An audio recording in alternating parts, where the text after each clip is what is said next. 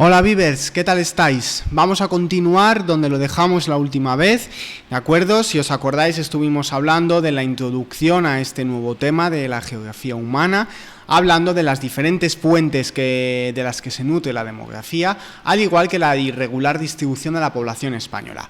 Hoy, en cambio, lo que veremos será prácticamente la parte más importante de este tema, ¿vale? La columna vertebral de todo él, que son los movimientos naturales de la población, con los indicadores demográficos y los regímenes demográficos españoles.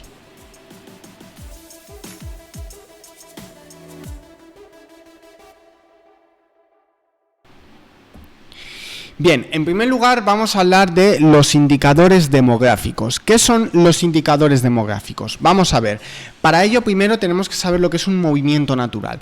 Un movimiento natural es el resultado que tenemos de la natalidad y de la mortalidad.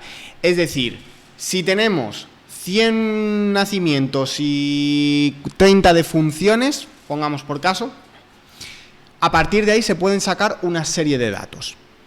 ¿De acuerdo?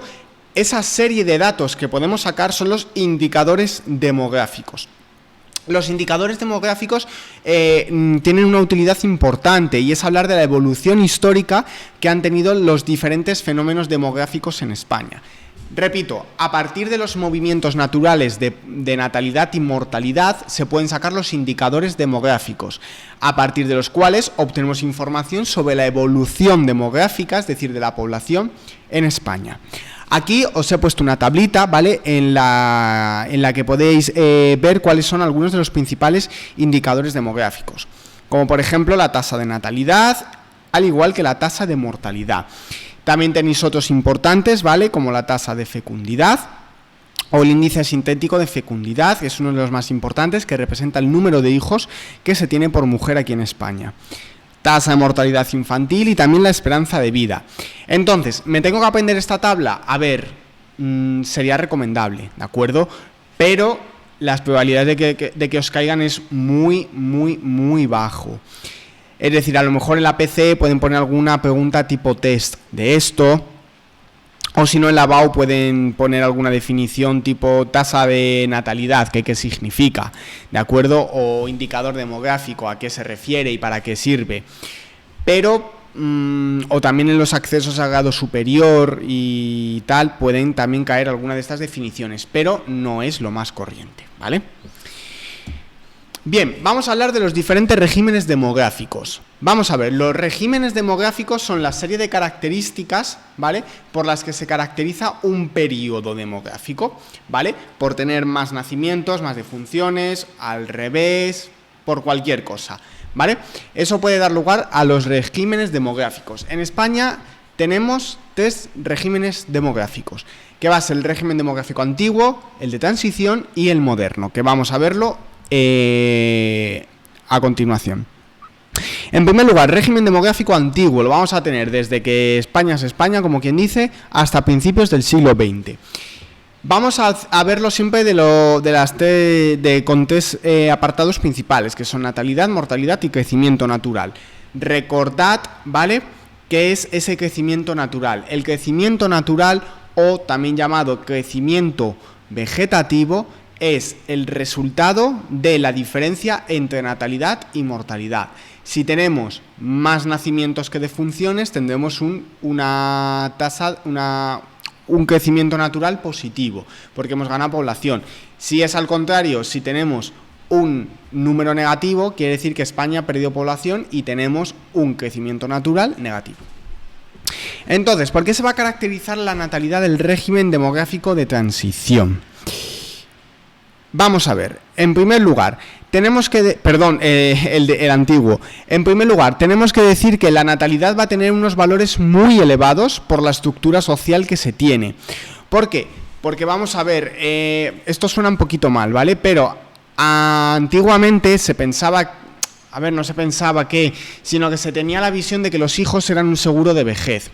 ¿A qué nos referimos con esto? A que tradicionalmente la economía siempre ha sido agraria y en el campo siempre hacen falta manos. Por tanto, cuantos más hijos puedan trabajar en el campo, mejor se va a llevar el llegar a fin de mes. Y además tenemos también otra cosa importante, y es que los hijos son vistos como un seguro para la vejez. Anteriormente no era como ahora, que tú te jubilas, te dan una pensión y vives con eso. Anteriormente era, llega a trabajar hasta la edad que puedas. Cuando ya no puedas trabajar más, pues a ver de lo que vives. Entonces, si tenías hijos que te pudieran mantener, pues ahí tenías tu seguro de vejez. Por otro lado, súper importante, la inexistencia de los métodos anticonceptivos. Hasta hace relativamente poco no había prácticamente método anticonceptivo alguno.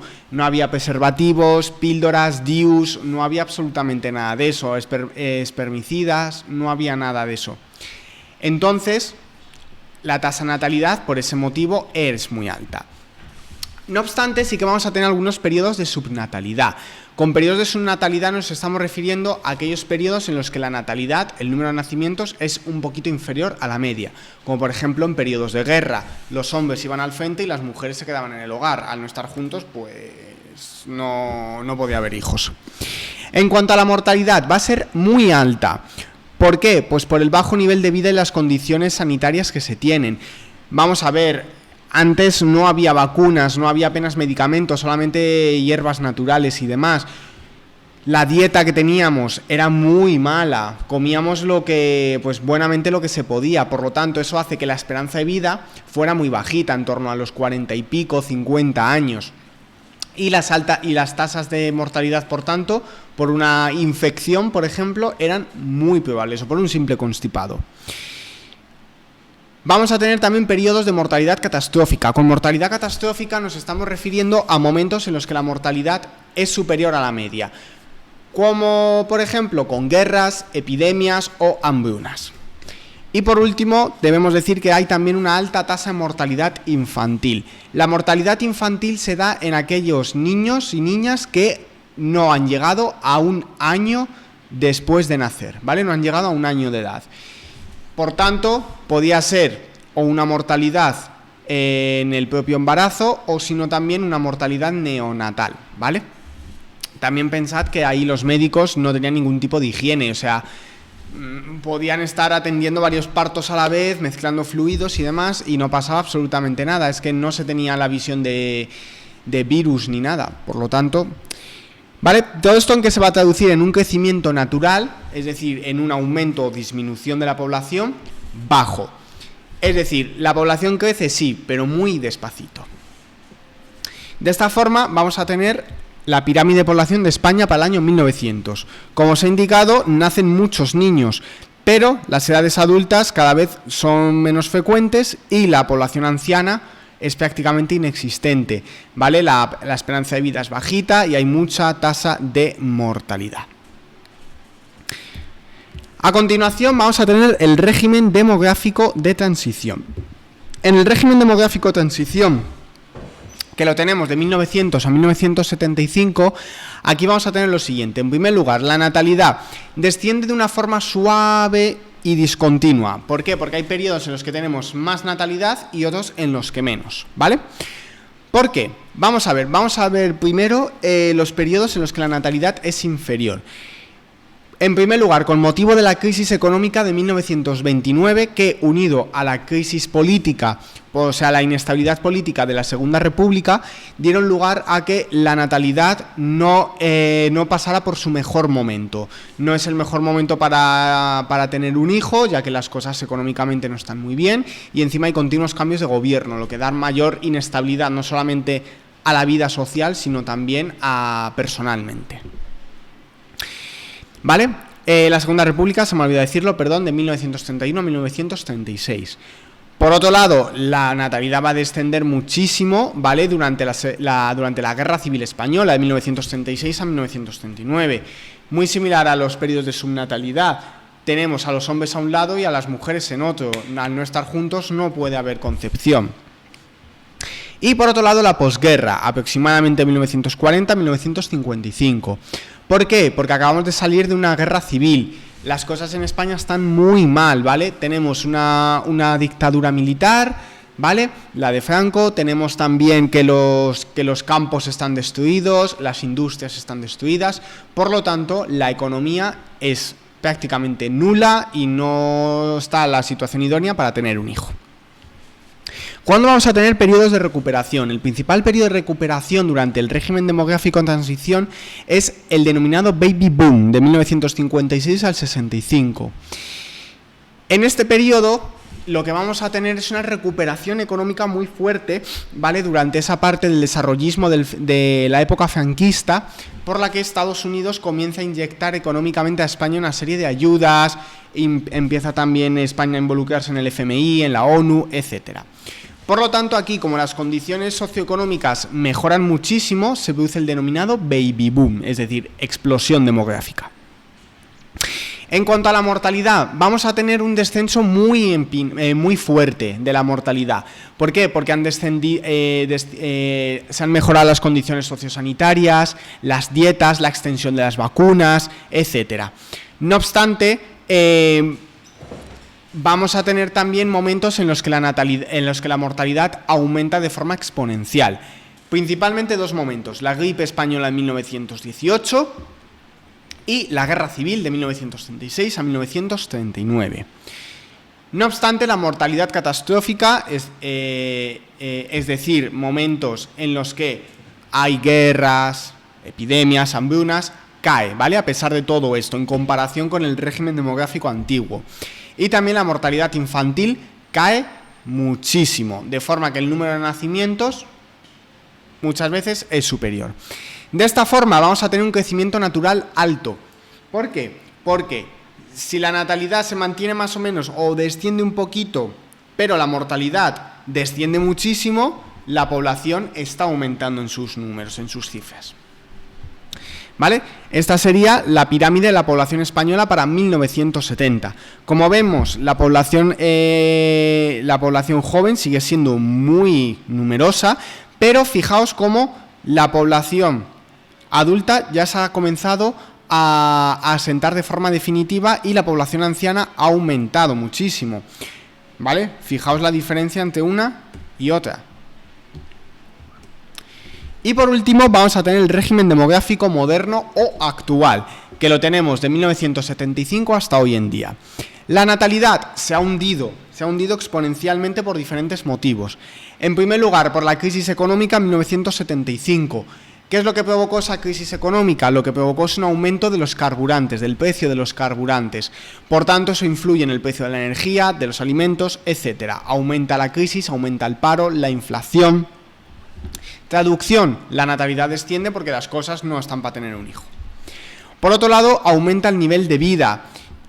A lo largo de todos estos años, nuestras vidas han ido aumentando su nivel. Compramos coches, apartamentos en la playa, de todo. ¿Qué es lo que pasa? Que a lo mejor hay muchas parejas que dicen, joder, pues en vez de tener un hijo a los 30 años, yo prefiero estar viajando a los 30 y a los 35 a lo mejor ya, si eso lo tengo. Por lo tanto, si se atrasa la edad de fecundidad, se atrasa también la natalidad.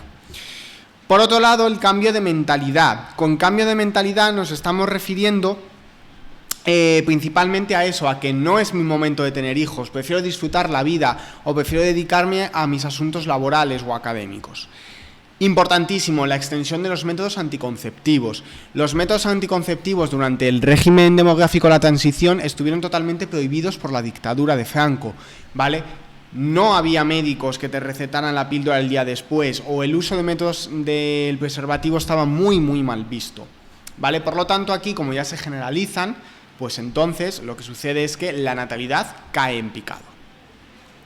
Por otro lado, también se atrasa la edad de matrimonio. Anteriormente, lo normal era casarse con 24 o 25 años y actualmente, pues, rara es la pareja que se casa a esa edad. Lo más normal suele ser a partir de los 30, 35 años. Y también se relaja mucho la mentalidad religiosa. La Iglesia siempre ha visto de una forma un tanto negativa el uso de métodos anticonceptivos porque creen que van contra las leyes de Dios. Por lo tanto, como se relaja esa mentalidad religiosa y se extiende el uso de métodos anticonceptivos, la natalidad también cae. En cuanto a la mortalidad, es bajísima la mortalidad en España, pero aumenta ligeramente. ¿Por qué ha aumentado ligeramente? Porque la población cada vez es más anciana. Si cada vez tenemos menos niños, eso quiere decir que cada vez va a haber más ancianos, ¿vale? De las generaciones pasadas. Por lo tanto, si el número de niños desciende, pero la esperanza de vida y el número de ancianos aumenta, pues aumenta la mortalidad también. Imaginad que en un aula estáis 10 alumnos de 20 a 30 años y en otro aula hay también 10 alumnos, pero 5 son de vuestra edad más o menos, ¿vale? Entre 20 y 30, mientras que los otros 5 son personas de 80 años. ¿Dónde es más probable que fallezca alguien? En la de 80 años, ¿vale? En la segunda clase. Por lo tanto, el índice de mortalidad es mayor en esa segunda clase. Pues aquí pasa exactamente lo mismo.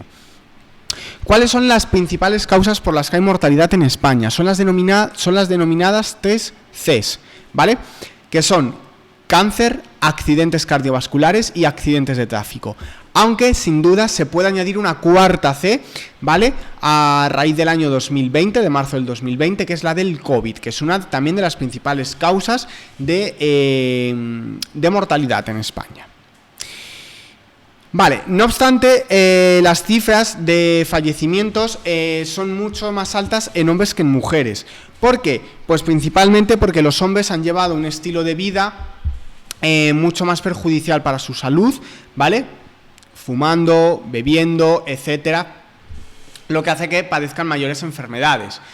Por otro lado, tenemos también razones laborales, como que como norma general los hombres antes han llevado una vida más dura en el sentido del trabajo físico, ¿vale? Trabajando en minas, etcétera, porque anteriormente eran prácticamente los hombres los que trabajaban, mientras que recientemente, con la incorporación de la mujer al mundo laboral, eso ha provocado que la mujer no se centre en tener hijos, sino que tenga más aspiración, tenga otras aspiraciones, como por ejemplo la de formarse académica o laboralmente. ¿De acuerdo? Y hoy por otro lado, el sistema inmune, de las mujeres es superior al de los hombres, es decir, los hombres resistimos peor las enfermedades. ¿Todo esto en qué se traduce? En un crecimiento natural bajo, es decir, que estamos perdiendo paulatinamente población, ¿vale? Y por último, mostraros que esta sería la pirámide de población de España en el año 2021, ¿de acuerdo? Como veis, la población joven cada vez está en mayor descenso. Fijaos aquí, la población de 0 a 4 años es un 2,2% y en el régimen demográfico antiguo alcanza prácticamente el 6%. Por lo tanto, la población joven está en descenso continuo. La población adulta está totalmente asentada, ¿vale? Y la población anciana cada vez es mayor. ¿Por qué? Porque se ha mejorado la sanidad principalmente. La esperanza de vida es muy superior a épocas anteriores. Por lo tanto, esto se traduce en que España poco a poco se está convirtiendo en un país envejecido. Cada vez tenemos mayor población anciana y menos población joven. ¿De acuerdo? Pues nada, Vivers, esto es todo en este vídeo, ¿vale? Hemos estado viendo los diferentes los movimientos naturales de población. En primer lugar, introduciéndolo con esos indicadores demográficos. Y en segundo lugar, hablando de los diferentes regímenes demográficos, del antiguo, del de transición y del actual o del moderno. ¿De acuerdo? Así que nada, Vivers, esto es todo y nos vemos en la próxima sesión. Chao.